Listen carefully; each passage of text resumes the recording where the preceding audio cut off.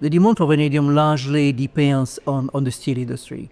So steel accounts for roughly about 80% of the total vanadium demand, but China accounts for 60% of this demand.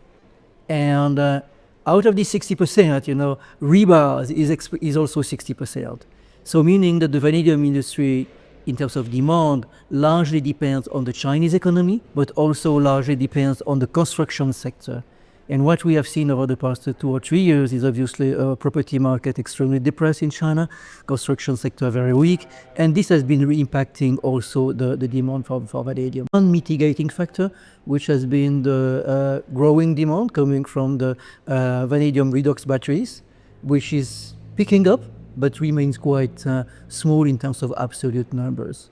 So the key factor for demand of vanadium as we go into 2026 will be, first of all, to see any kind of a potential stabilization of the construction sector in China, which could translate into a stabilization of the demand for vanadium for steel, and also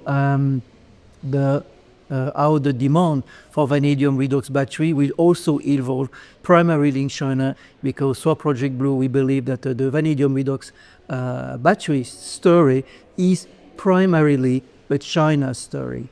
The other factor, of course, is coming from the supply, which has been reasonably stable over the past 2 years, and given the weakness of the demand, it has translated into very high inventories, which will keep prices probably lower for longer until they are depleted.